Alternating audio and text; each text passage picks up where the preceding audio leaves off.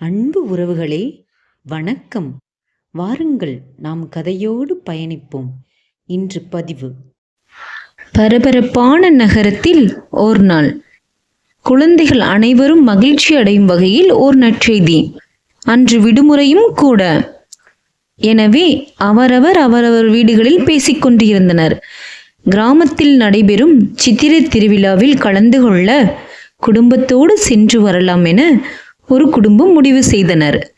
பின்னர் அனைவரும் தனது உடைமைகளுடன் அவரவர் வாகனங்களில் செல்ல ஆரம்பித்தனர். வழியெங்கும் மரங்கள், பூக்களை பார்த்ததில் பெரும் மகிழ்ச்சியுடன் கிராமத்தை நோக்கி வாகனம் சென்று கொண்டிருந்தது. எங்கும் பல வண்ணம், ஒவ்வொரு முகத்திலும் புன்னகைப்பூ என அனைத்தும் மலர்களும் மலர்ந்த வண்ணம் ஓர் பயணம் நடைபெற்று கொண்டிருந்தது.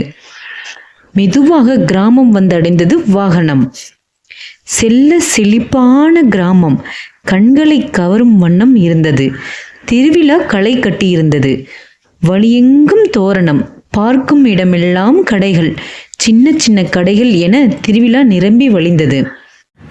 ராட்டினங்கள், தின்பண்டக் கடைகள் என அனைத்தும் இருந்தன. மக்கள் அனைவரும் கூட்டமாக திருவிழாவை காண சென்றனர். குழந்தைகளும் மிக சந்தோஷத்துடன் சென்று வந்தனர். விளையாட்டு திடல்கள், பூங்காக்கள் என அனைத்து இடமும் குழந்தைகள் நிரம்பி வழிந்தது. எங்கு பார்த்தாலும் குழந்தைகளின் சுட்டித்தனங்கள், வண்ண வண்ண பூக்கள் பூத்து குலுங்குவது போல குழந்தைகளின் கொஞ்சல் விளையாட்டுக்கள். மனதின் ஆனந்தத்தை சொல்ல வார்த்தை இல்லா ஓர் புதிய அனுபவம். விடுமுறை நாளும் திருவிழாவும் சேர்ந்து நேரம் போவது கூட தெரியாமல் குழந்தைகள் நேரத்தை கழித்து கொண்டு இருந்தன. இந்த பரபரப்பான உலகத்தில் குழந்தைகள் விளையாட்டு திடல்கள், பூங்காக்களில் நேரம் செலவிடுவது குறைந்துவிட்டது. இந்த மாதிரி விடுமுறை தினங்களில் மற்றும் ஊர் திருவிழாக்களில் குழந்தைகளை அழைத்து கொண்டு சென்று அவரவர்களின் குழந்தை பருவத்தை செலவிடுங்கள். விடுமுறை மற்றும் திருவிழா விடைபெறும் நேரம் இது.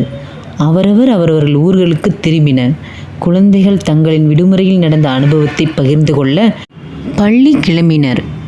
சந்தோஷமாக தங்களின் அன்பையும் அனுபவத்தையும் பகிர்ந்து கொண்டனர்.